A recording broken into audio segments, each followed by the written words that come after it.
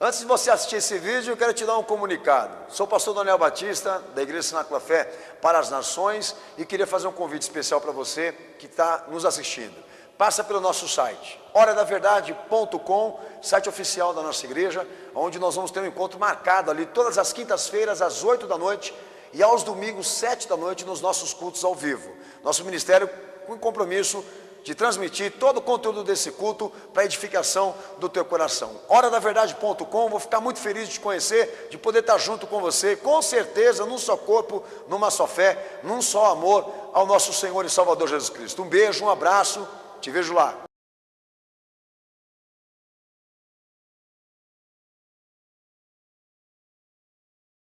Texto de Efésios capítulo 2, versículo 13.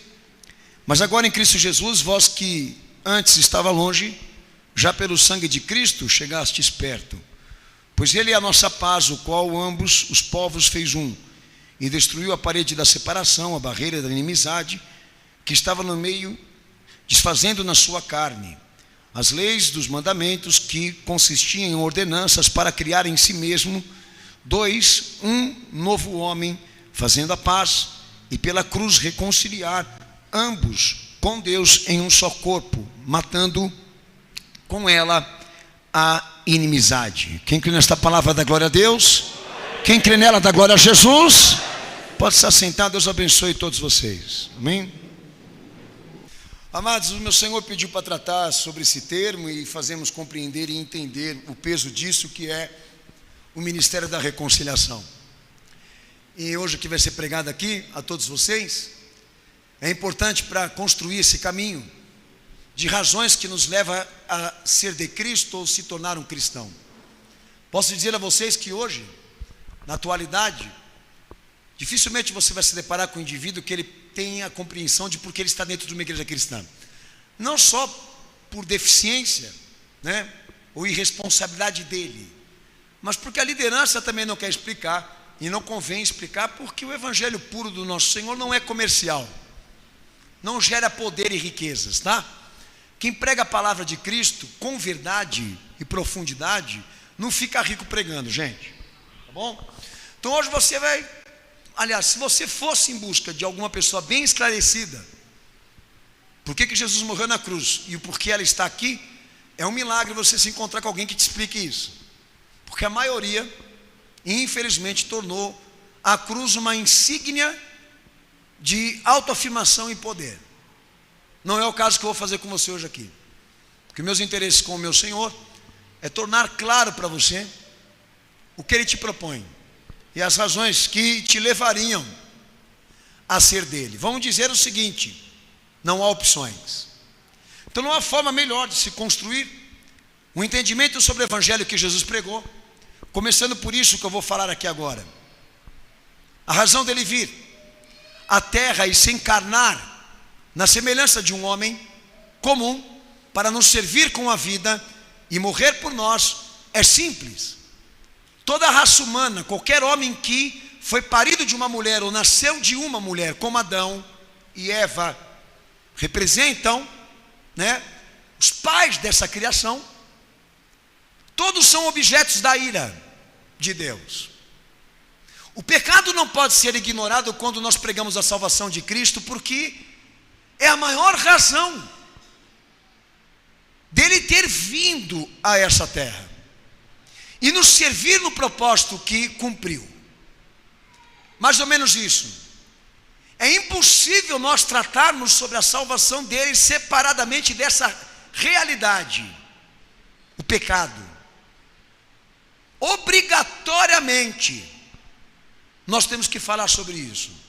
E não é uma teimosia religiosa, é uma razão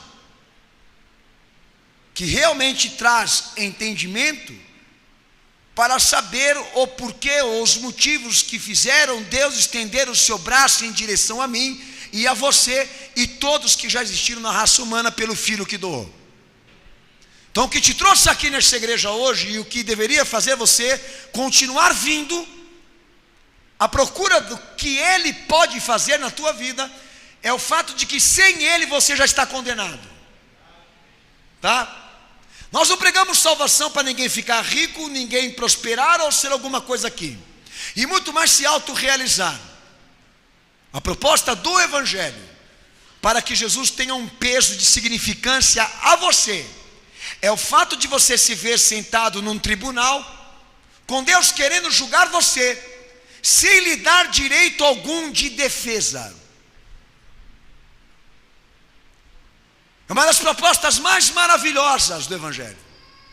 É providenciar um advogado para quem está no banco do réu, e conscientizar quem vai ser julgado e condenado, de que ele pode mudar esse cenário de condenação na tua vida, pelo que ele fez, se você crer. Então ninguém vem para Jesus sendo considerado filho de Deus, obra de Deus, instrumento de Deus, bênção de Deus. Todos estão direcionados à cruz de Cristo como objetos da ira de Deus por causa do pecado que estão neles, e eu me relaciono também nisso. Então, para você que já viajou algum dia na tua vida, e na maionese, obviamente, de acreditar que o fato de Deus ter criado a raça humana lhe proporciona o direito de você ser reconhecido como filho de Deus, biblicamente isso não se fundamenta. E o primeiro ponto que eu quero aqui mencionar aos amados, fundamentando na palavra de Deus, que Gênesis 3, versículo 7, versículo 8 diz que quando o homem pecou, alterou-se a atitude desse homem para com Deus. Gênesis 3, verso 7 ao verso 8, obviamente me refiro aqui ao pecado original, ou à origem do pecado. O homem que Deus criou pecou com ele, e depois que pecou, todas as suas atitudes foram alteradas, segundo o texto que está aí, incluindo vergonha e o medo, que eram emoções dominantes no cenário do pecado dele e da sua adjunta, que Deus criou também. Lá em João 3, verso 20, o Senhor também confirma isso. E o que é importante nisso? Que a partir do momento que nós nos vemos no século 21, a diferença do que Adão fez com o que os homens fazem agora, é que Adão iniciou um processo de deteriorização da aliança com Deus, que os homens agora decomporam, pioraram. É um processo transitório, tá? E histórico. O que Adão difere de nós? Que nós somos mais corruptos do que ele. Ele iniciou esse processo que eu mencionei, que é a deteriorização, deu início ao pecado, né?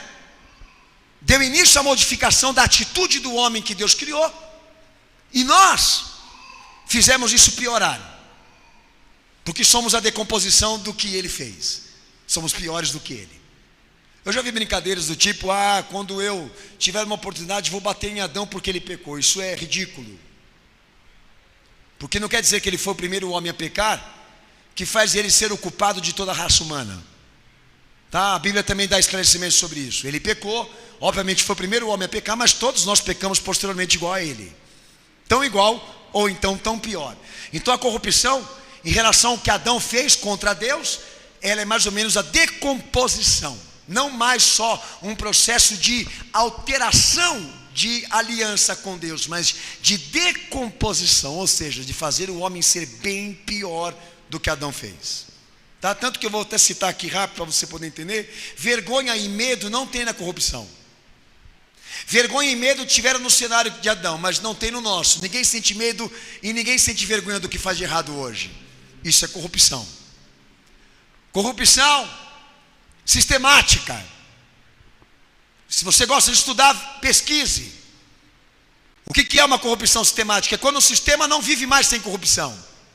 A corrupção é tão bem-vinda aqui na sociedade que o sistema não funciona mais sem isso. Então isso é decomposição. Então nós somos piores do que ele. Diremos que a sociedade do século 21 é a sociedade que decai para um abismo bem pior do que comer de um fruto que Deus proibiu. Ela passa a ter satisfação e prazer de ser imunda, suja e banal. Isso é século 21. Liberalismo, existencialismo, né? E tantas outras coisas que você vê na decorrência das pregações filosóficas, você entende muito bem e compreende muito bem para onde o homem quer ir e a sociedade também. Para uma independência completa de Deus, ou seja, não precisar dele mesmo. Já por um outro lado, é isso que o Evangelho propõe. Jesus ele entra nesse cenário para provar ao homem o seu amor e o amor do Pai. Mas já vou chegar lá. Mas em texto de Romanos capítulo 1, versículo 18, se a igreja quiser ler, pode ler também. Romanos capítulo 1, versículo 18, ainda tratando sobre objetos da ira de Deus, nós, pecadores, nós, seres humanos, somos considerados objetos da ira de Deus, tá? Romanos capítulo 1, verso 18, lê.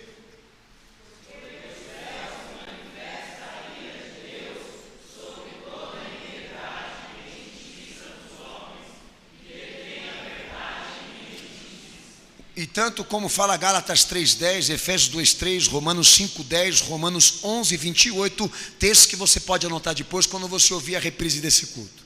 Mas a coisa mais importante também do que eu havia falado ao irmão, pela misericórdia do Senhor, é que o pecado alterou a atitude do homem para com Deus. Ele passou a ser diferente depois disso. Mas Deus também alterou a sua atitude para com ele. Tá?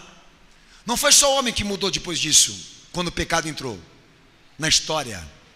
Deus também mudou a sua atitude a partir do momento em que ele caiu. A sua reprovação, a sua condenação, a sua maldição, a sua exclusão passaram a ser resultados da sua ira e do seu desprazer pelo que o homem se tornou. Então, de lá para cá, do que Adão fez até os nossos dias, o homem é visto assim pelo Evangelho, alvo do desprazer, da reprovação, da condenação, da maldição, resultados da ira de Deus pelo que ele é, pelo que ele faz, pelo que ele se tornou, tão igual ou pior que Adão. Amém? Então é isso que na verdade Jesus ele veio reverter. Primeira coisa, imputar ao homem não a condenação, mas a responsabilidade de se considerar pecador, que é uma coisa que muita gente não quer admitir. Segunda coisa que o Evangelho conscientiza em todos os textos que você ler, que o tema for esse: a depravação não é uma ordem de educação ou falta de educação. Ela está enraizada na natureza do homem. A sociedade não é depravada porque ela não teve educação. Ela é depravada e faz objeção pelo pecado porque ela nasceu com essa natureza. A corrupção não é uma ordem, tá?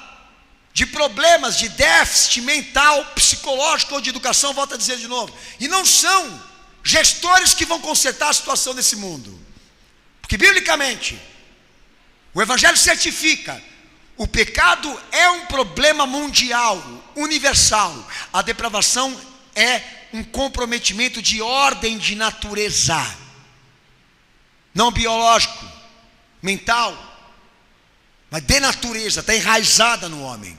Todos que nascerão para serem depravados. É isso que o Evangelho certifica. E quando a sociedade pensar em sair, se libertar da corrupção, o Evangelho também certifica, todos serão incapazes de fazer isso. Porque se nós fôssemos capazes de nos libertar da maldade, Jesus não precisaria ter vindo aqui. A cruz me certifica, ele teve que descer aqui para ser homem perfeito para Deus e dar a Deus a sua justiça, porque nós não seremos capazes para fazer isso. Então, além de nós sermos pecadores, além de nós produzirmos a iniquidade, nós somos incapazes de nos libertar disso. Então, quando uma pessoa se apega com Cristo, ela não se apega por religião, ela se apega por consciência, tá? Ela se apega porque ela entendeu e compreendeu dentro da sua história que ela não pode gerar salvação por si mesmo. O próprio Espírito Santo que ministrou sobre ela, deu a ela a capacidade para entender isso. Que ela não senta dentro de uma igreja para ver espetáculo, ela senta dentro de uma igreja como esta, para que o Evangelho seja pregado a ela, e esta luz lhe faça refletir o quanto Jesus é importante para ela, para livrá-la, não só da condenação, mas do pecado que ela não consegue se libertar. Outro princípio ativo do Evangelho é dar a consciência aos homens de que todo pecado sustenta a ira de Deus. Deus ama o pecador, mas Ele abomina o pecado. E aonde estiver o pecado, Deus vai condenar. Não quer dizer que Ele vai nos condenar, mas quer dizer que até lá, aonde estabelecerá um juízo para destruir e condenar, até lá Deus vai querer certificar que todos tiveram a chance de se libertar. Por isso estabeleceu primeiro a graça e não o juízo, para que todos tenham a oportunidade de se salvar, até o grande dia de se libertar. Porque todo pecado dá sustentabilidade à ira. Nós somos objetos da ira de Deus, e só há uma esperança para nós, de que Jesus reverta esse quadro deplorável, deprimente, assustador, que é a corrupção, que nós não estamos dando conta de lutar, até dentro da igreja, de tanto que isso está forte, a demanda cresce a cada dia mais, porque as pessoas, eu disse a você, nem medo, nem vergonha mais tendo aquilo que faz. Qual é a situação do homem hoje? Ele não procura Jesus para se salvar, ele usa Jesus para se defender das suas responsabilidades. Ele não procura Cristo para se libertar do mal que faz, procura Cristo para esconder quem Ele é. Um dos erros da religião e do movimento evangélico hoje é não permitir que Deus fale quem Ele é, o homem, e não mostrar quem ou o que Ele faz. Hoje o movimento evangélico articula formas,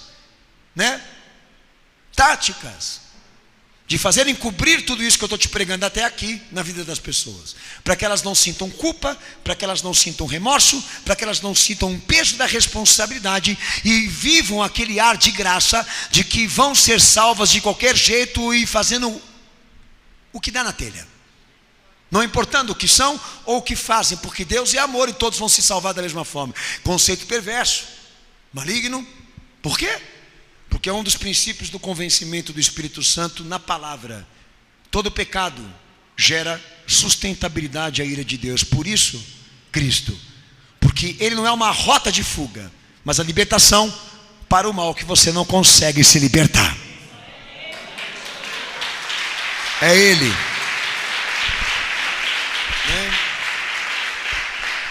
Então olha que coisa interessante.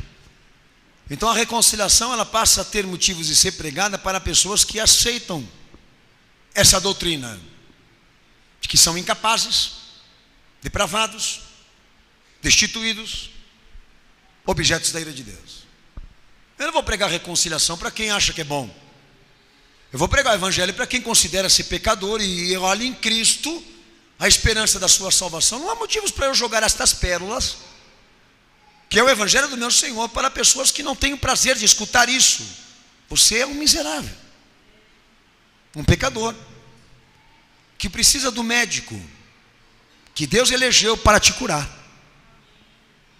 A igreja realmente é o lugar da cura.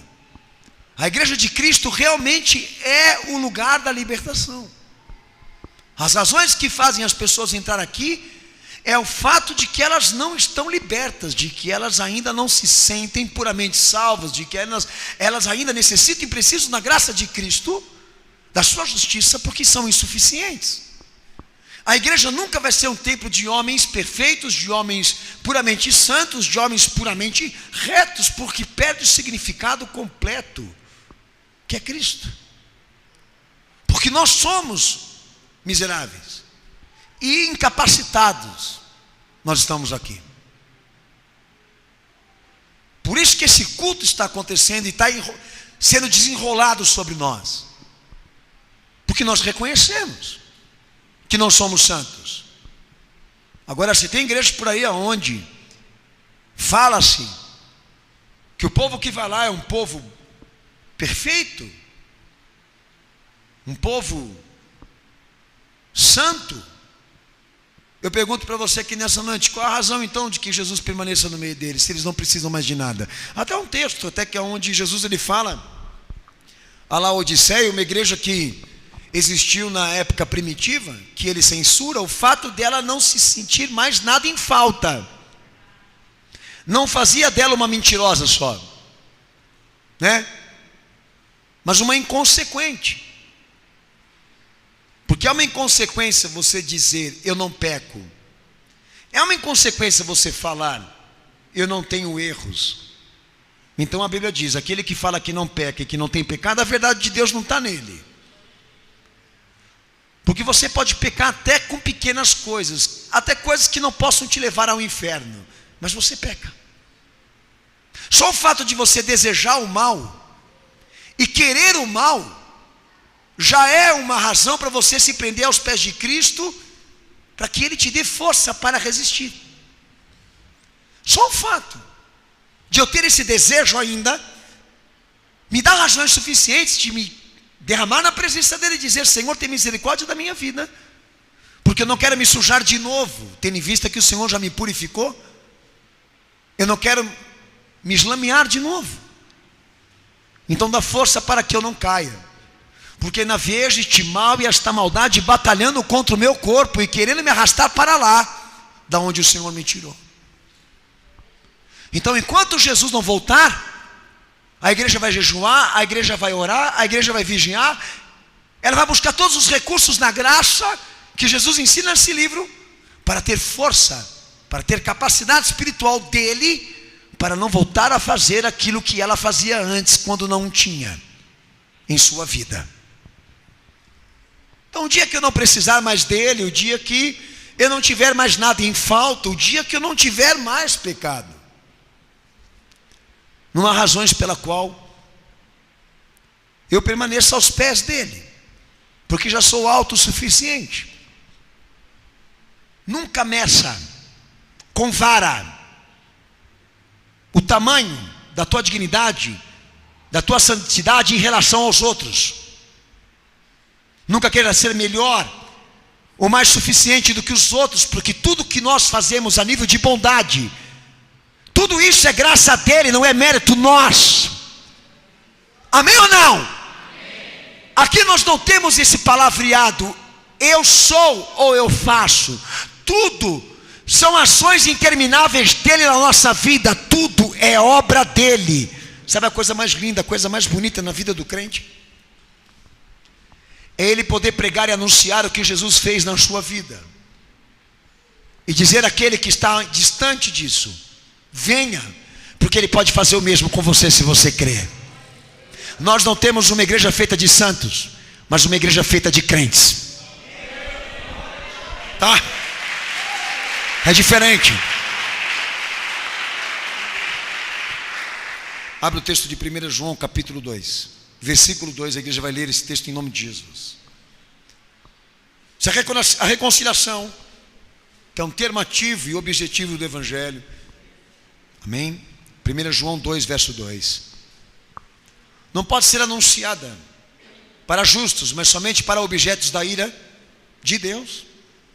Aí o que fala em 1 João capítulo 2, verso 2, leia em voz alta. A reconciliação também não pode ser falada ou tratada longe do sofrimento de Cristo. Lê o texto.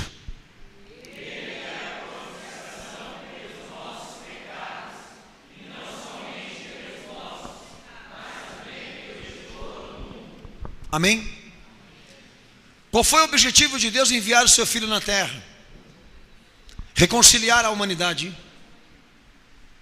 Mas isso não seria possível se o Filho não viesse para a terra, para se fazer, por meio da obediência que tinha, expiação pelos nossos pecados.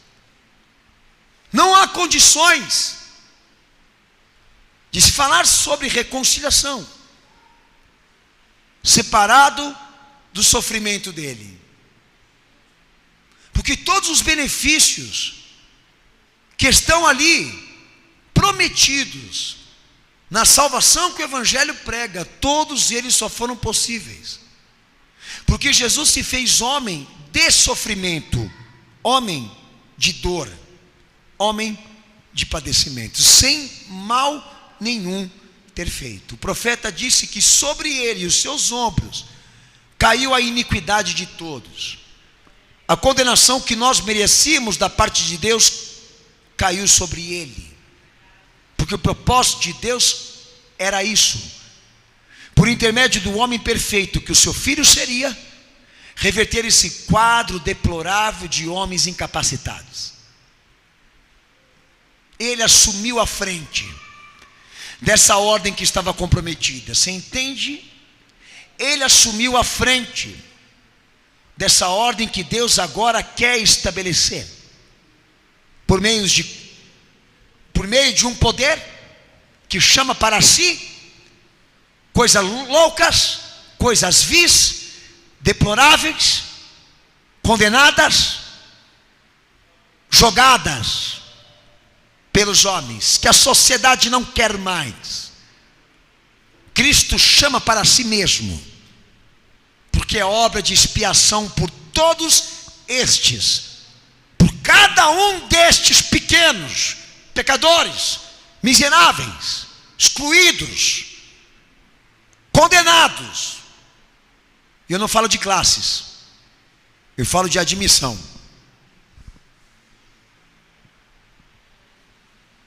Então, sem sofrimento, sem a dor, sem o padecimento do filho, não haveria condições de reconciliação. Texto de Hebreus capítulo 2, versículo 17, leia para mim, e o versículo 18 também. Hebreus 2, versos 17 e 18, leia, cenáculo.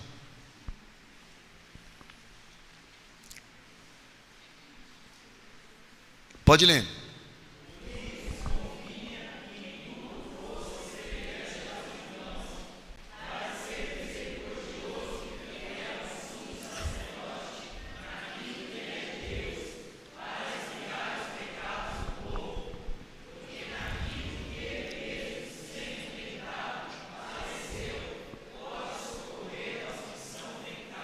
Amém. Os irmãos que estão pela internet, uma vez me reclamaram que quando a igreja lê o texto, não escuta. Por isso que tem que ter Bíblia e abrir o texto que eu estou falando, porque você também tem que ler. O pastor, eu deixo a igreja ler, porque tem gente que entra aqui e só lê aqui. Tá? Voltando agora ao que o pastor estava falando. Hebreus 8:6 também. Então Jesus se torna mediador de uma nova aliança. E quando a Bíblia fala em Hebreus 8:6 que ele é o mediador dessa reconciliação, o Evangelho está dizendo que Jesus leva consigo todos os termos de mérito da salvação de Deus. Ou seja, não se pode falar ou se tratar das manifestações de Deus, da sua intervenção, do seu trabalhar separadamente de Cristo. Porque por mais que Deus seja considerado, a ação objetiva da salvação, ou seja, o doador do Filho, sem o sofrimento do Filho, a dor dele, o padecimento dele, não tem reconciliação. Uma vez eu falei aqui para vocês, isso é uma condicional importantíssima: não se ama o Pai, não se ama mais o Pai do que o Filho, e não se ama mais o Filho do que o Pai. Ou seja, os dois têm que ser amados da mesma forma, e não podem ser separados, porque são importantes no cenário da salvação. Mas é uma coisa importantíssima no que eu estou pregando aqui agora: Deus não sente ciúmes e não tem inveja quando o Filho aparece mais na nossa confissão, na nossa adoração, na nossa compreensão, na nossa reflexão, nos nossos objetivos de priorizá-lo. Por quê?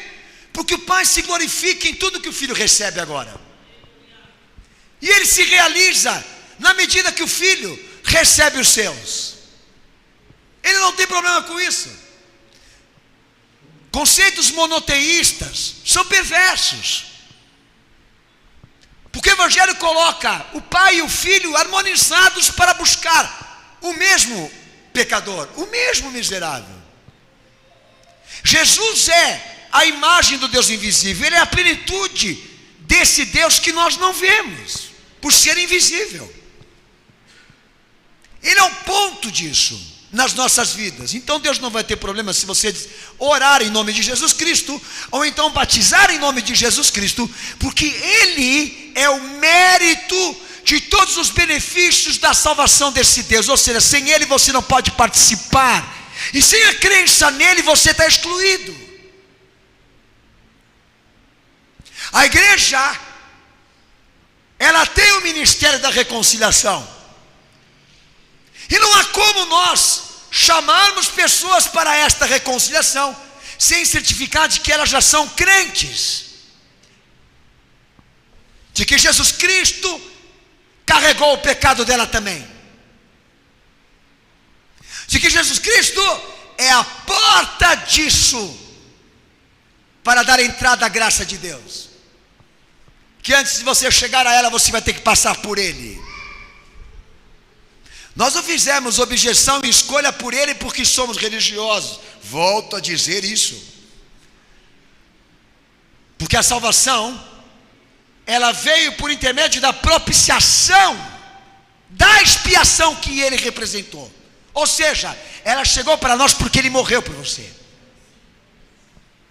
Nós não o amamos, não o professamos, não o adoramos, porque temos mais simpatia por Ele, ou porque a nossa família já tinha essa tradição. Porque somos conscientizados, primeiramente, antes de tudo, que somos objetos da ira de Deus. E Ele é o preço pela nossa libertação. Não há como nos libertarmos sem Ele, não há como nos salvarmos sem Ele, sem o que Ele fez por nós. Reconciliação para quê? Se você não o considera e não o recebe. Reconciliação para quê? Se você se acha justo demais. Mesma coisa.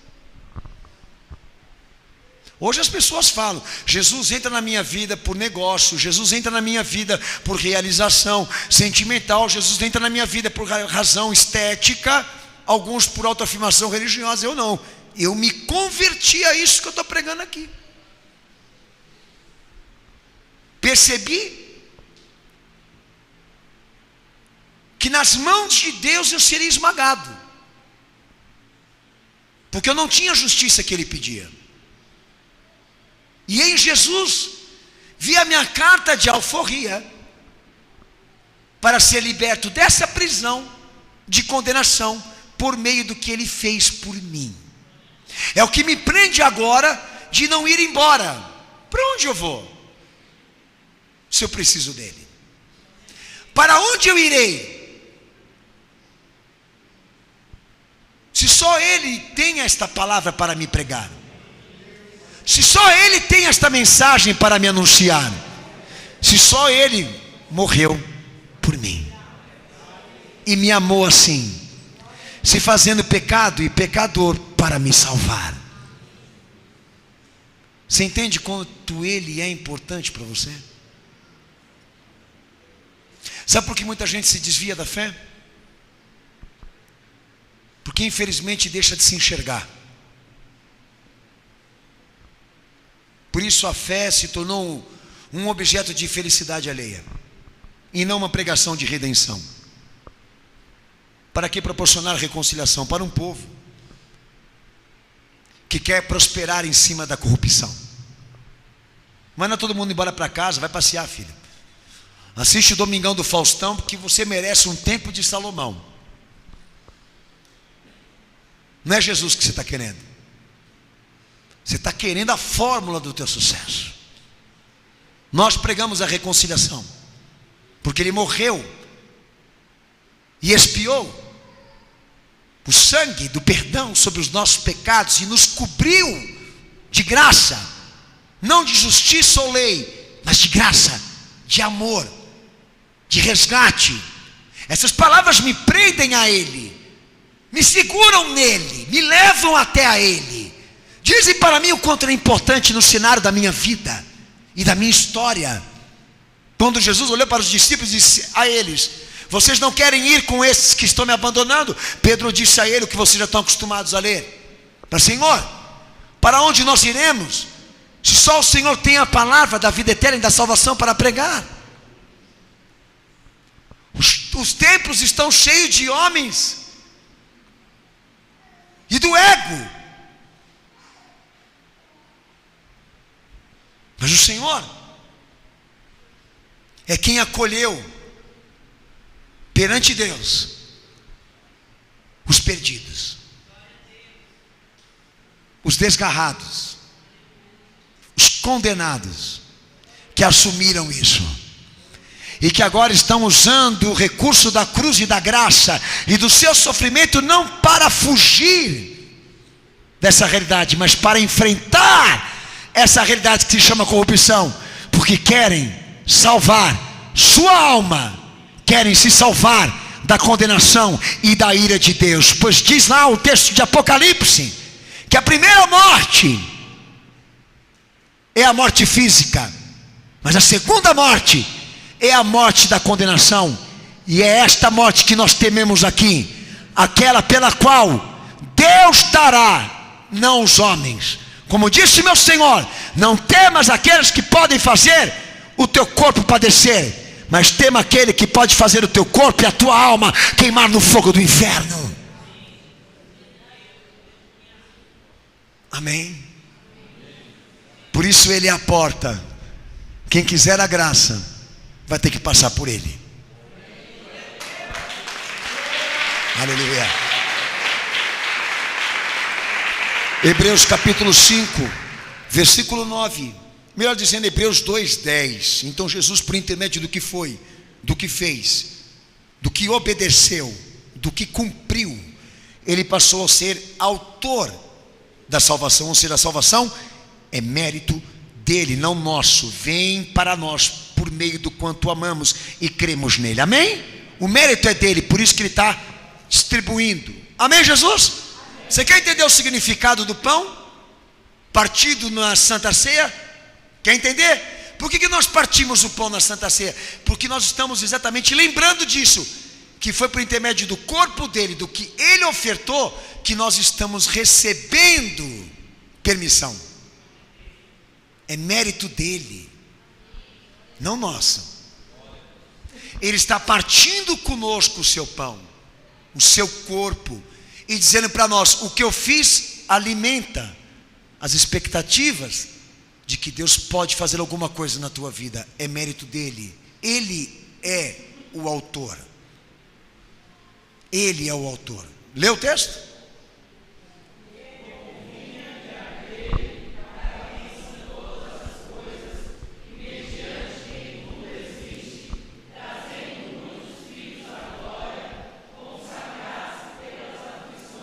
Aleluia.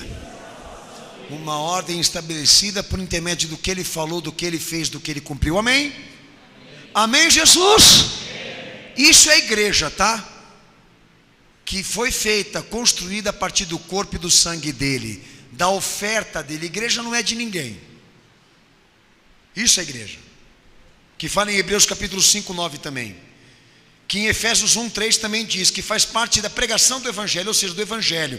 Aí vem as razões subjetivas, ou seja, porque ele é, porque ele fez, porque ele tem, eu tenho motivos agora de atender, de corresponder, de crer, de obedecer. Por meio da ação que Deus representou por mim, que me favorece, eu estou agora correspondendo. Deus me chama e eu estou indo. Eu não fui sem ele me conceder. Ele me concedeu e agora eu estou aqui, porque o Filho pagou o direito que ninguém pode tirar de você. Isso é graça. Deus favorecendo a nós por intermédio de um único ato, que foi suficiente, como é eterno, para acolher qualquer um aqui. Ninguém entra aqui porque é bom. Ninguém entra aqui porque quer. Nós entramos aqui porque ele chamou. Nós entramos aqui porque ele agiu. Ele veio antes. Ele veio primeiro. Nós não temos mérito. Sabe? Há uma pregação muito maravilhosa que o meu Senhor faz no Evangelho, que quando ele foi chamar a sociedade decadente, primeiro ele chamou os justos não quiseram vir. Depois ele disse aos seus servos: agora vai para a rua e pega qualquer um que vocês quiserem. E o salão encheu. Nós somos partes dessa segunda chamada, da chamada que Israel rejeitou. E nós somos agora respostas disso. Daquele povo que não tinha nada a ver com Israel, não tinha nada a ver com a história, não tinha nada a ver com Abraão, mas que Jesus também chamou. Então hoje eu vou lá na igreja, porque Ele chamou. Hoje eu vou sentar lá para ouvir a palavra, porque Ele morreu para te dar esse direito. E garantir esses benefícios, não porque você é santo, não porque você é bom, não porque você é justo, mas porque Ele morreu por você. Porque Ele padeceu por você. É o sangue de Cristo que nos garante este direito, este acesso à graça de Deus. Por isso a igreja se perdeu e passou a cometer os mesmos erros que o catolicismo ensinou, pagando e vendendo indulgências. Estas minimizam e diminuem a glória do meu Senhor. Você não tem que pagar nada, filho. Todas as coisas subjetivas que nós fazemos aqui em torno da fé são prazerosas, são feitas porque nós amamos e nós cremos. Nós não fazemos nada do que a Bíblia fala para alcançar alguma coisa, porque Ele já alcançou. Por que se dá o dízimo e se dá a oferta dentro da igreja? Para manter a obra dEle, não para prosperar ninguém, para amar aquilo que Ele nos confiou, que é a igreja dEle. Ela precisa se estabelecer, ela precisa se manter, e nós temos consciência de responsabilidade ministerial. Por isso que eu faço, como tantas e tantas outras coisas, ou meios de graça que Deus estabeleceu, não são feitas e construídas para você ganhar alguma coisa, porque todas já estão alcançadas. Ele alcançou, e agora Ele distribui como resposta, quando Ele está feliz com você. Sabe aquela visão de que estou, sabe, nadando à procura de uma terra firme para me estabelecer? Isso não deve ser refletido sobre a visão de um homem que procura o sucesso, mas o solo firme de um arrependimento consistente com Deus, que talvez você não tenha as razões suficientes para dizer: Jesus também pode ser meu. E importante para mim, como o pastor Daniel está pregando agora. E por razões fúteis e banais, que muitos se instalaram dentro da igreja e estão indo embora agora. E não tem motivo ficar mesmo. Eu vou discutir com esses caras, cujo objeto da fé dele é a felicidade, cujo objeto da fé dele é a satisfação, cujo objeto da fé dele é a realização. Eu não tenho nada para dizer com você não, filhão. Dispenso, vou gastar tempo com quem quer ficar virado para a cruz e entender e compreender o que Jesus fez por ele, o que Cristo quer dele agora. Você está à procura de felicidade, realização e sucesso? A Umbanda é mais para baixo aí, filho. Candomblé, a terra o templo da mística e do Pai Santo. Mas fica à vontade aí, desce mais a rua aí que você vai encontrar algumas coisas desse tipo aí. Nós não vamos jogar as pérolas do nosso Senhor para quem ainda não entendeu e compreendeu a importância de Cristo na sua vida. Então a reconciliação, irmãos, ela é nada mais do que uma obra que Cristo instituiu por intermédio da sua dor, do seu sofrimento e do seu padecimento. E por esta razão existem benefícios como esse aqui, que o pastor eu vou ter prazer de enumerar com você, coisas que você quer atingir, mas não pode sem antes passar por isso que eu te preguei. Amém? Entendeu? Texto de Marcos 14, 24. Benefícios jurídicos como o Senhor alcançou por intermédio da sua morte expiatória, que é o perdão dos pecados. Não precisa abrir não, tá? Eu tenho que dar referência. Perdão não é uma coisa automática, amém? Perdão não é uma coisa que cai do céu. Ele pagou, Ele dá, não é a igreja, é Ele. Como a justificação, Romanos 3, 24. Adoção, Gálatas 3, 26. O direito à vida eterna, Romanos 8, 17, são riquezas e tesouros da salvação que compete a Cristo dizer quem vai ter. É mérito dele. Como a redenção, Efésios 1, versículo 7. Benefícios sobrenaturais, como regeneração. Não vem primeiro a transformação, primeiro vem a reconciliação. Nós não estamos pensando aqui agora na nova pessoa que você vai ser. Nós estamos pensando agora se Deus te reconciliou. Se Jesus entrou na tua vida. Porque a regeneração, como o novo nascimento, como a santificação, a vivificação, a purificação, são benefícios sobrenaturais de Deus ou do próprio Espírito Santo, por intermédio da ausência da crença de Cristo na tua vida. Eu não vou, por exemplo, aqui, tá?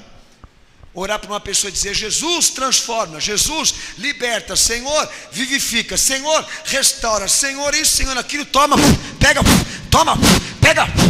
Não.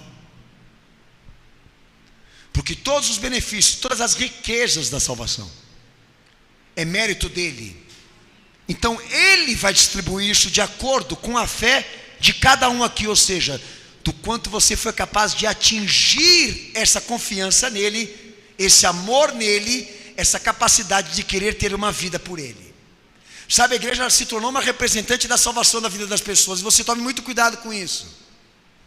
Quando os homens caem, levam milhares com eles, tá? A igreja já se tornou um objeto dos prazeres religiosos dos homens, e alguns deles se tornando figuras mais importantes do que Cristo. Nós não somos falsificadores do evangelho aqui, tá? Eu quero ter uma nova vida, pastor. Isso aí é um benefício sobrenatural da graça de Cristo. Você é um crente? Se você é um crente, você vai ser. Se a bênção já entrou na tua vida, como João capítulo 1, verso 12 ao verso 13, 1 Coríntios capítulo 1, versículo 30, Efésios 2, verso 1 ao verso 5, 1 João capítulo 1, versículo 9. São respostas de Deus na tua vida, de acordo com a tua fé, ou a tua fé em relação a Cristo. Não são distribuídas e dispensadas por meras administrações humanas. Tudo isso é uma resposta de Deus, é uma riqueza que Ele está lhe confiando, porque Ele se agrada da fé que Ele contempla no teu coração, do que você vem tratando, fazendo com o Filho dEle. Jesus é o beneficiário da nossa fé agora, e conforme eu for entregando a minha vida, investindo sobre Ele a minha vida, certificando a Ele de que eu me entreguei a Ele e agora vou ter uma vida por Ele, que as bênçãos vão descer sobre nós. Você entendeu por que tem muita bênção emperrada aqui? Porque infelizmente você não tem uma compreensão da lei que Deus estabeleceu para Ele poder te abençoar. E essa lei tem que ser cumprida, é a fé. A fé por Jesus Cristo. Você não tem, você está fora. Como Mateus 10, 38, Mateus 16, 24, Lucas 9, 23, João capítulo 8, versículo 12. Benefícios morais que consistem na imitação de Cristo, que nos deixou seu exemplo. Já preguei sobre isso aqui muitas vezes. Não se trata sobre moral, separado do exemplo dele. Ele é a nossa inspiração. Mas para mim seguir as pisaduras dele e tentar ser como ele, eu preciso da graça, eu preciso do dom de Deus, eu preciso do poder de Deus na minha vida. Não vai ser pelas minhas forças. Se a salvação é uma riqueza de Cristo, se ela vem pelo mérito dele, do que ele obedeceu, Senhor, me derramo nos pés dele e digo: Senhor Jesus, é o Senhor em mim, operando agora a libertação desta prisão, chamada orgulho, prepotência, dureza, impenitência, esta prisão que me clausula nesse conceito e nessa ideia de que eu sou alguma coisa. Me traz, Senhor, essa libertação de achar e acreditar que as coisas caem do céu porque eu jejuo, porque eu oro, porque eu travo batalhas espirituais. A chave é Ele. A concessão do direito é Ele. Nada do que nós fazemos, do que nós somos, dá a nós o direito, mas o que nós fazemos por Ele. É isso que o Evangelho me prega, que você não entendeu, ou porque não quer entender, porque o teu orgulho é grande demais, como a tua prepotência, que inclusive vai te impedir hoje de virar os pés dele aqui e dizer: Senhor, é pela tua obediência e pelo teu padecimento que eu me salvei. Grande parte desse caminho quem cumpriu foi o Senhor, eu só estou cumprindo o resto agora. Uma grande maior parte desse caminho de salvação o Senhor cumpriu por amor a mim. Quem sou eu agora para batalhar por direitos jurídicos, sobrenaturais, morais, trabalhando, sabe, pastor, igreja, campanha, essa coisa toda. E é uma coisa tão simples, é só Deus certificar que Ele entrou na tua vida e que a tua escolha é Ele, e que a tua relação é forte agora com a salvação que Ele cumpriu, tanto que você não se vê mais sem Ele. Como eu disse para uma pessoa hoje: você quer a felicidade? Eu quero o conserto com Cristo. Essa é a minha diferença com você. Talvez seja a minha com você, talvez seja a tua com essa igreja, porque nós temos visto templos lotar de massas que estão à procura de alguma fórmula que as façam sofrer mais aqui nessa vida.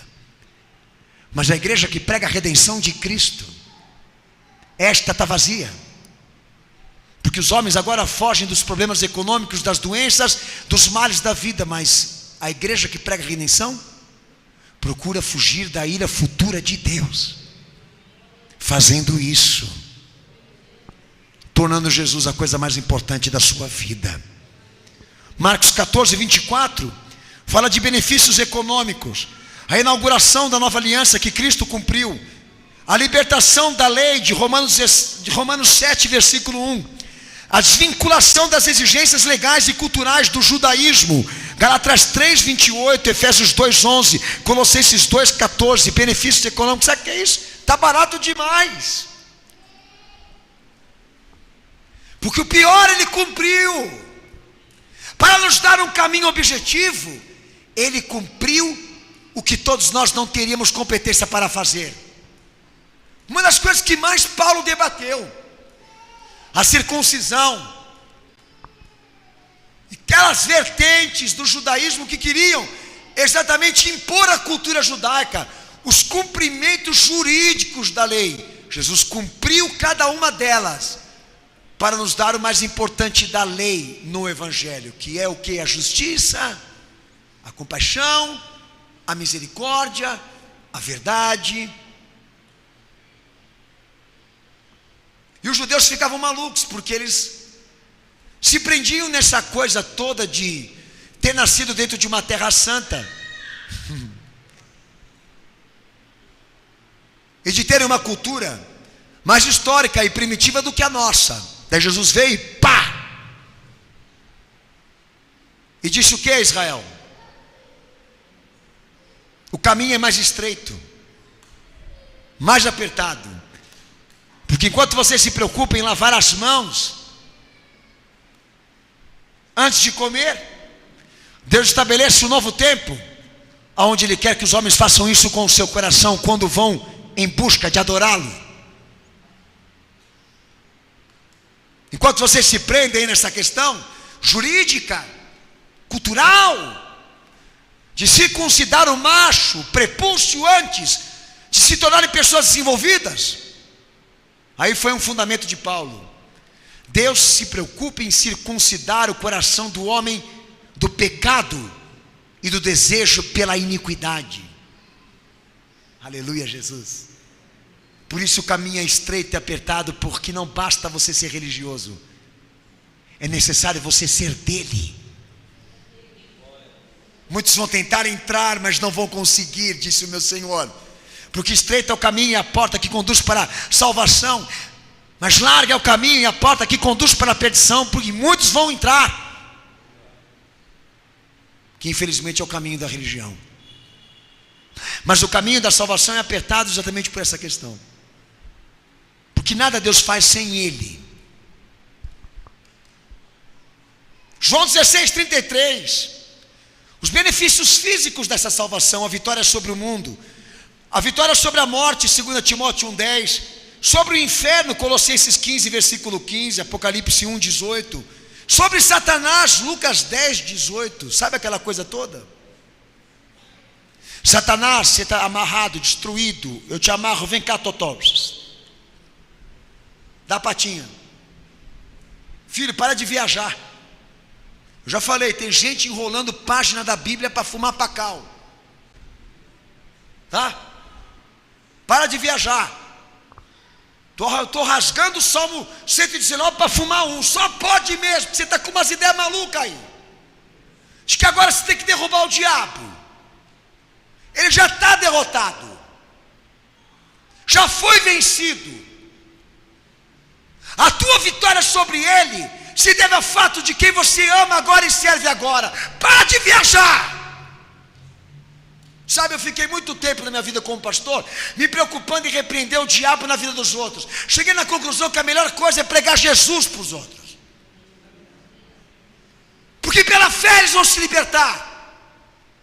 Tinha uma vez que toda vez eu orava por aquela mulher, ela caía endemoniada, chutava a cadeira, cuspia na cara de todo mundo, jogava copo de água nos obreiros. Foi uma, foi duas, foi três. Cheguei numa conclusão que ela gostava de ficar endemoniada. Era logo quando a Universal do Reino de Deus estava explodindo. Sabe, as pessoas vinham para a igreja e se sentiam importantes caindo no chão. Parece que elas se sentiam importantes quando o pastor dizia para ele: qual é o seu nome? Eu sou Caveira. Qual é o seu nome? Pombagira. O que você quer fazer com ela? Eu quero matar. E o diabo passou a ficar uma figura mais importante do que o próprio Salvador. Sabe o que o Evangelho me conscientiza? Benefício físico. O diabo já está derrotado. O Senhor o venceu com a sua santidade, em carne. Me certificou esse benefício. Na medida que você amar, na medida que você crer, na medida que você obedecer a Jesus, ele está mais derrotado ainda. Mas na medida que você não fizer isso em relação a Cristo, mais perto a morte o diabo está da tua vida. Pastor Daniel, ora por mim, dizem eles. Hoje eles não vêm mais pedir oração para mim, porque sabem que eu só vou orar por uma razão e um motivo muito forte. Sabe qual?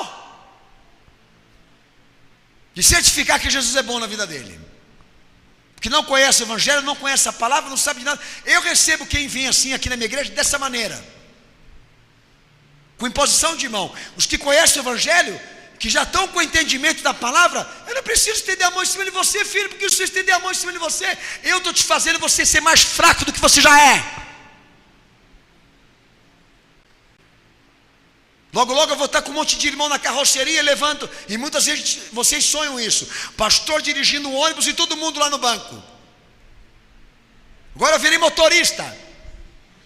De vez em quando os irmãos falam: é a obra, né, pastor? É a obra, mas a direção não está na minha mão, não, filho. É a obra, é verdade. Eu sou um que está sentado nesse banquinho aí. Eu não tenho essa competência para dirigir nada. Tanto que o que eu estou pregando aqui não é meu. Se torna rígido, estreito por isso. Você não quer desenvolver esta fé no teu coração. Não porque você não é capaz, porque você não está disposto. Por isso as mesmices, o nado superficial do que mais importa conhecermos em Cristo. O seu sofrimento, a sua dor, o seu padecimento para nos dar tudo isso. Fica melhor ir direto e falar logo da bênção do que ficar tratando do que ele teve que fazer para vir até mim. Amém? Abre o texto, Efésios capítulo 2, versículo 14, leia para mim. Então a reconciliação, antes de tudo, ela está acima de tudo isso que eu numerei: benefícios jurídicos, sobrenaturais, morais, econômicos, físicos da salvação dele. A reconciliação vem primeiro, porque eu preciso, primeiramente de tudo, passar pela porta para chegar à graça, e a porta é Jesus. Lê o texto de Efésios 2,14 em voz alta.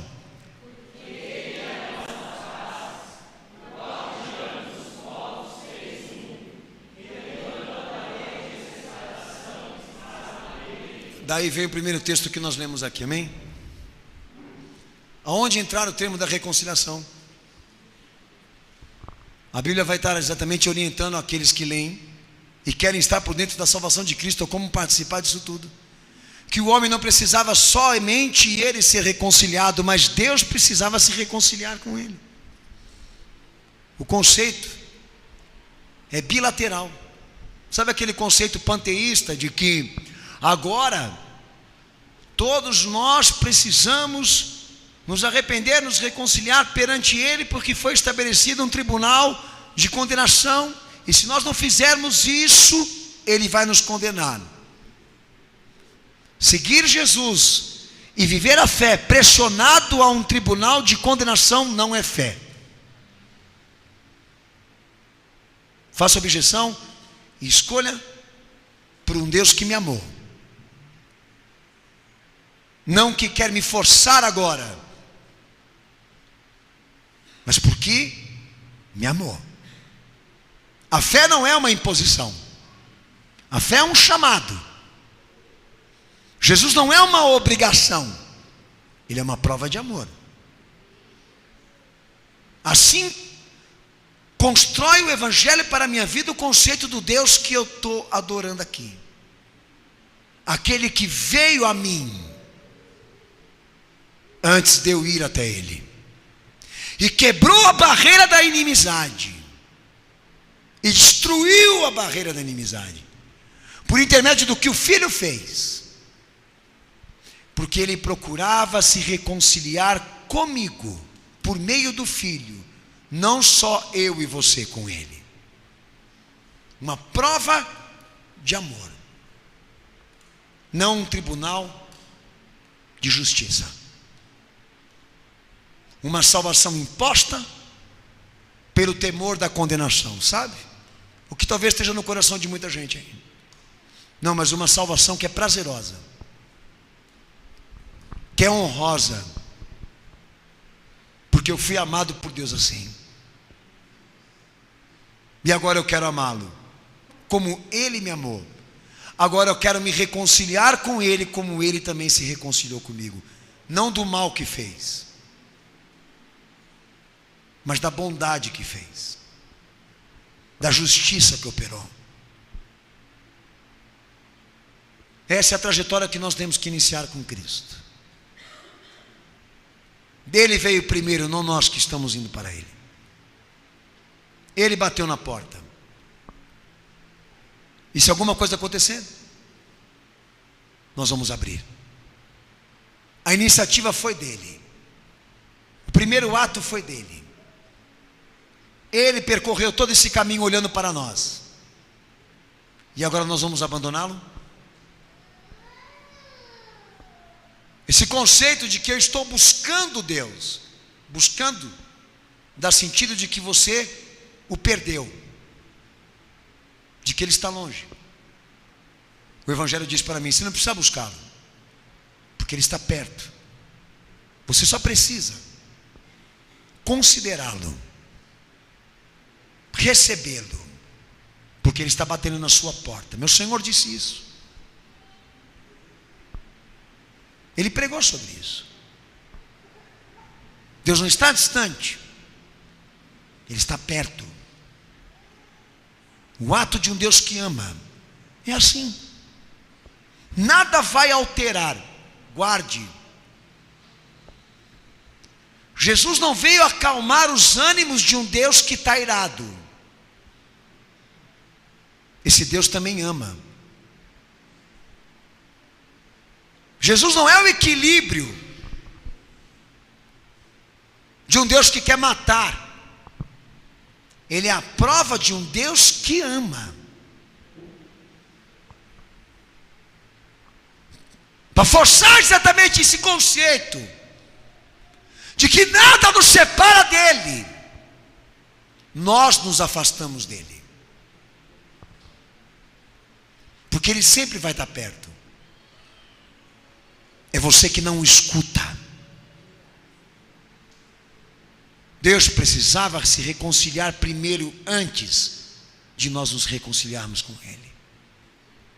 Então, se alguma coisa der errado,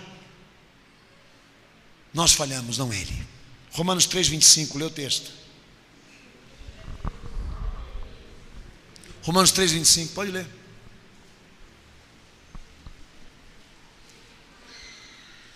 Então a reconciliação, no Evangelho, ela serve exatamente para estabelecer a visão de um Deus que peleja, que luta, que batalha, para que você o veja assim, como quem te ama, não com quem quer dificultar, estabelecer paradigmas, construir, muralhas, muros para exigir mais daquilo que nós podemos oferecer. Pelo contrário, aquele que derrubou todos os empecilhos que nos separavam dele para se aproximar de nós. Lê o texto.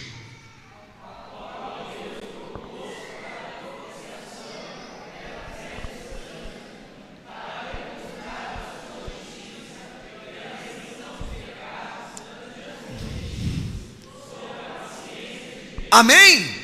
O sangue foi derramado para tornar a salvação algo favorável e acessível por todos. Para isso ele padeceu,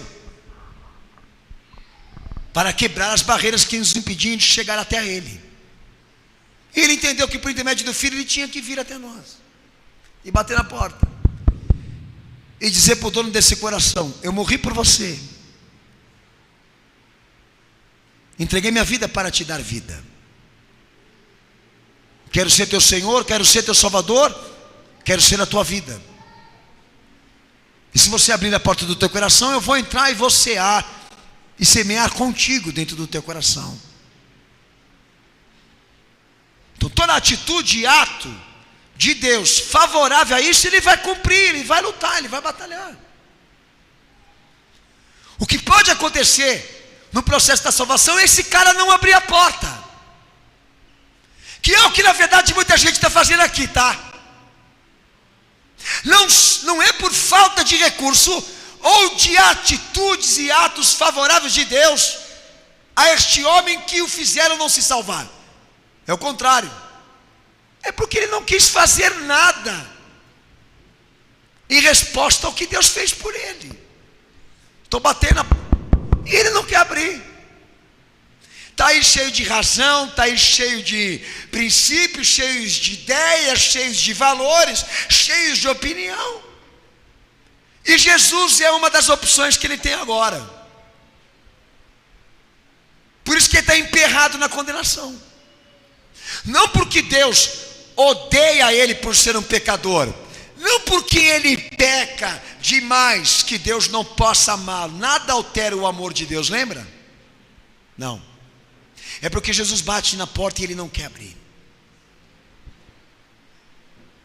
É porque infelizmente ele não consegue se enxergar, como foi pregado hoje aqui. Ele ainda delira acreditando que ele pode ter benefícios paralelamente à salvação de Deus, sem ter uma vida exclusiva e única com o Filho de Deus. Ô meu filho, já construíram templos assim, já construíram segmentos dentro do cristianismo assim. Eu não estou maluco de te falar isso daí. Que pregar o evangelho fere o orgulho do povo, fere mesmo.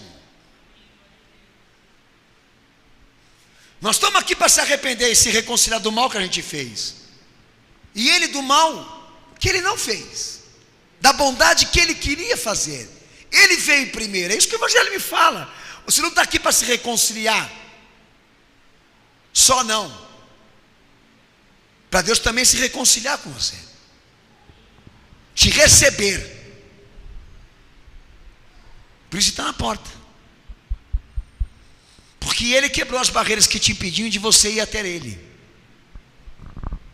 E ele quer que você saiba disso, que não é o fato de você ser pecador ou de você pecar que te afasta dele, é o fato de você não amá-lo e não crer nele como ele merece.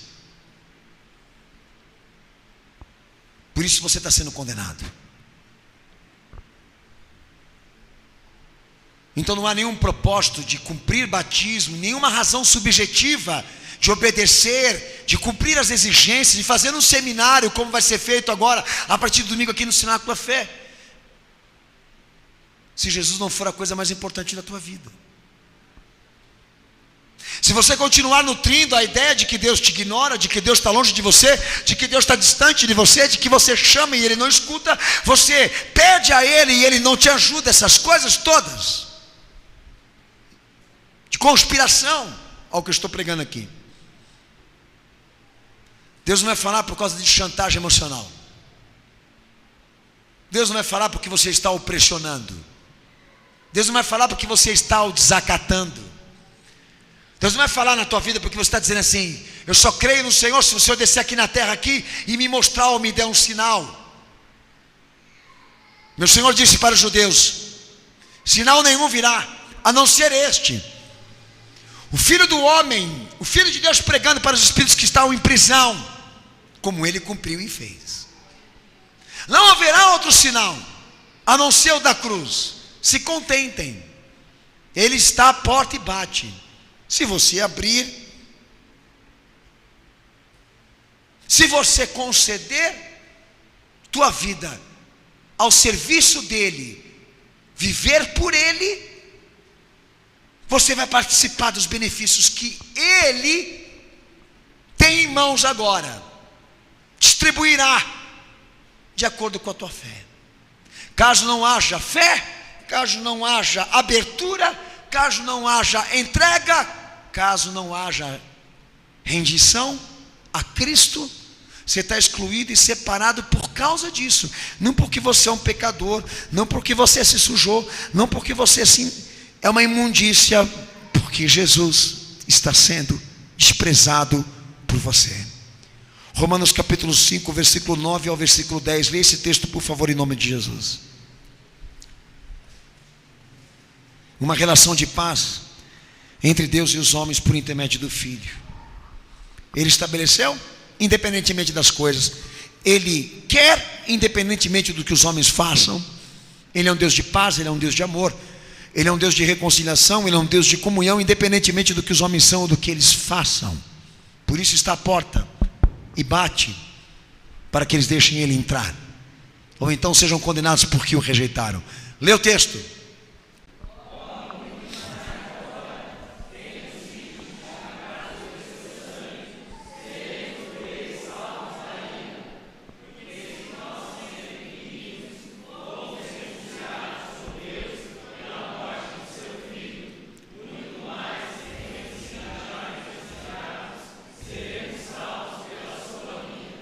Amém?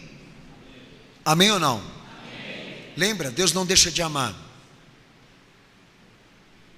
Ele pode deixar de honrar, mas de amar não. A reconciliação que Ele representou por nós me diz: a relação que Ele tem comigo é de paz e amor. Então, pastor, por que eu estou sofrendo tudo isso? Porque não há impunidade no juízo dele. Mas não é porque Ele exorta, não é porque Ele repreende, não é porque Ele muitas vezes permite com que a gente colha o que plantou, que Ele deixou de amar, e nós deixamos de ter valor a Ele. Já pensou? Sermos conscientizados de que nós deixamos de usufruir da graça dEle, não porque nós erramos, mas porque somos ignorantes. É santo Deus. Olha, irmão, daí entra o moralismo.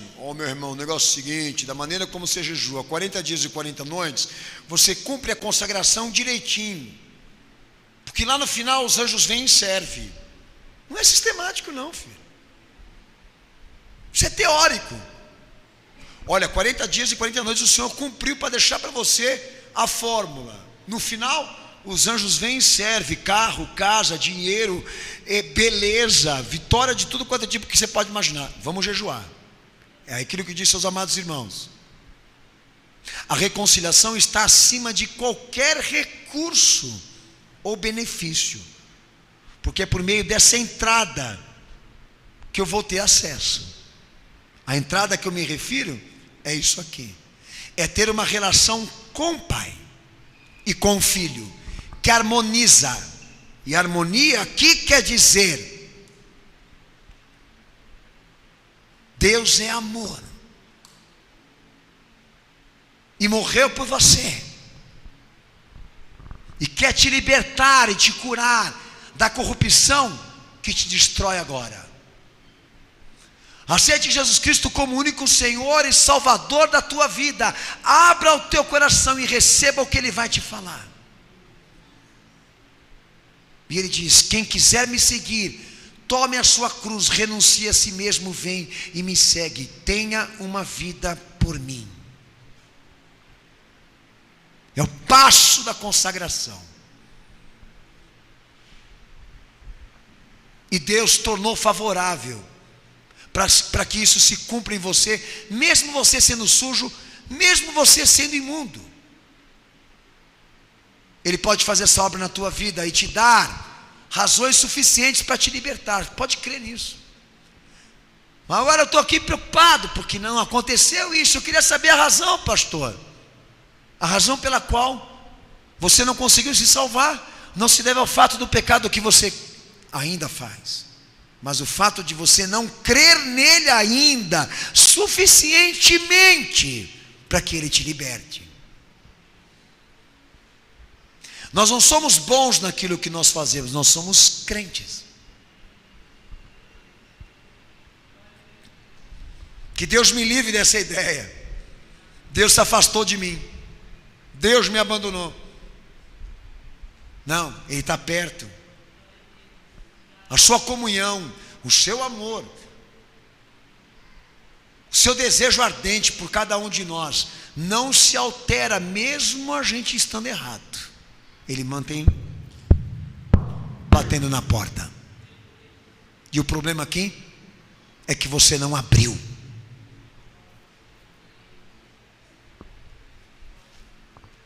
É que você não deu vazão. Gente, esse povo que está envergonhando Cristo aí, esse povo que está manchando a bandeira dessa fé, dessa causa, é a reflexão disso, de pessoas que infelizmente tornaram a cruz do meu Senhor a insígnia da ideologia, dos seus pensamentos, dos seus anseios como ser humano. E não diz que está sendo pregado aqui. A prova de um amor, a prova de um Deus que ama, a prova de um Deus que luta pela salvação das almas, para ter acesso àqueles que estão perdidos, para dar a eles um pastor, para dar a eles a luz, para dar a eles a revelação, para nutrir as suas almas com a verdade que liberta. Um Deus que fala de noite, um Deus que fala de dia, um Deus que fala pelas madrugadas, um Deus que não retém a revelação, que não retém a palavra, que não retém a verdade, que todos os que buscam o encontram, que todos que batem Ele abre, que todos que pedem Ele oferece. Um Deus que não tem barreiras, porque quebrou todas por intermédio do que o Filho obedeceu e fez. Melhor coisa, o problema sou eu. Sou duro demais, sou orgulhoso demais, sou prepotente demais para viver uma caminhada de fé assim como o pastor está pregando agora. É o teu problema. Você esconde a razão que Deus quer destruir hoje aqui. É a tua incredulidade, é a tua prepotência.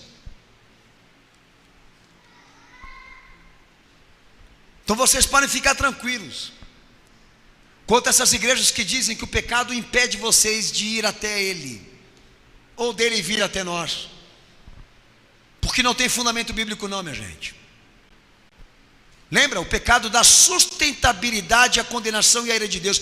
Mas isso é uma promessa futura no tribunal que Ele vai julgar. Até lá, Ele vai te receber quantas vezes você vier.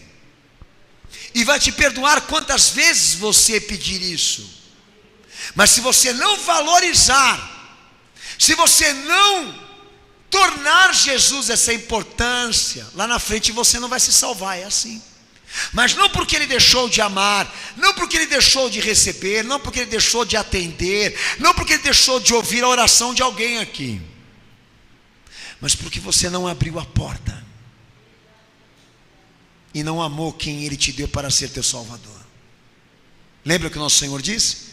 Quem amar a sua família, quem amar a sua vida, quem amar os seus irmãos mais do que a mim não é digno de mim.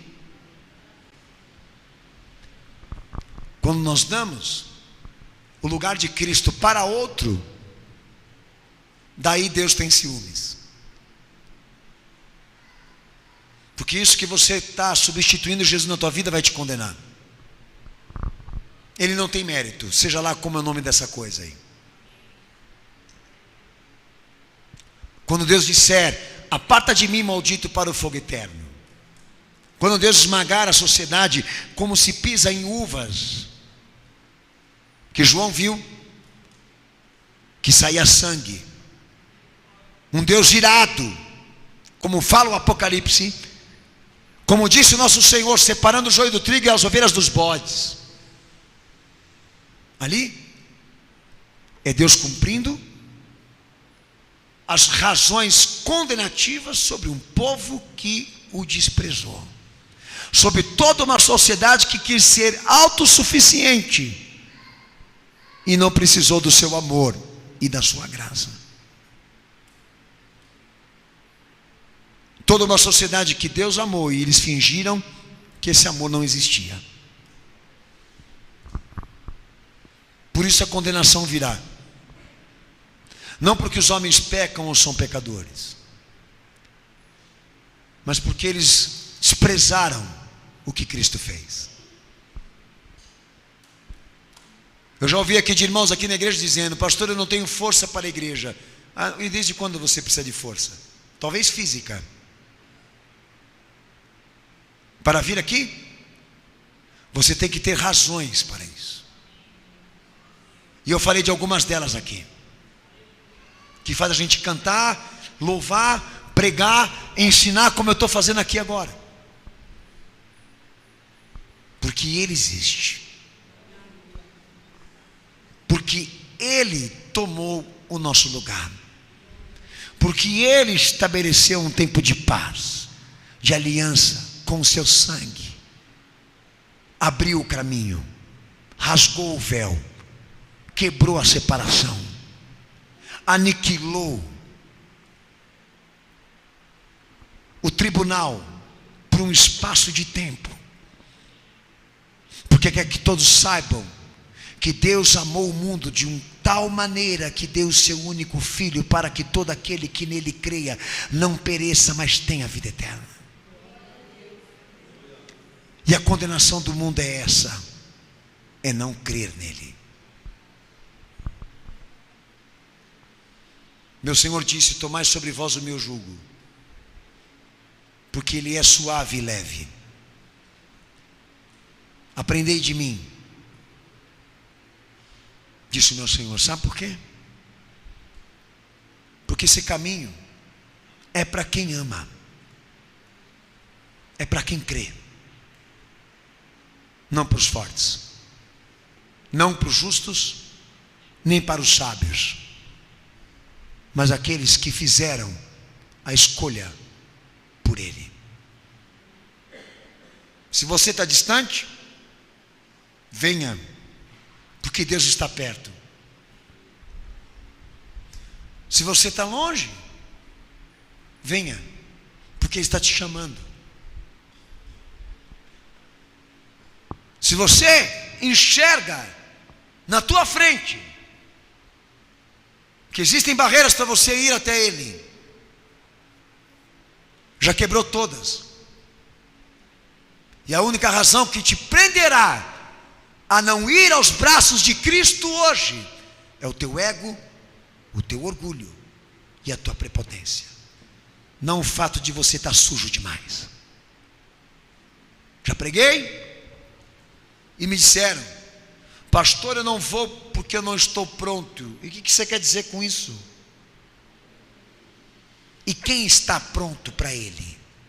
Ninguém. Não vou porque estou sujo demais. Quem te disse isso? Que porque você está sujo demais, ele não vai te atender hoje. Isso aí é muleta para quem não quer admitir Cristo. Razões pelas quais você se fundamenta, porque não tem um coração inteiro para dar a Ele hoje aqui. Ele morreu para te dar acesso.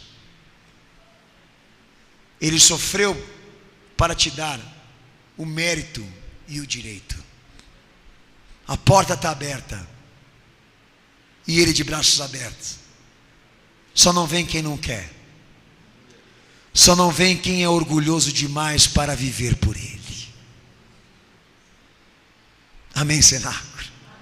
É. Você é orgulhoso? Você é prepotente?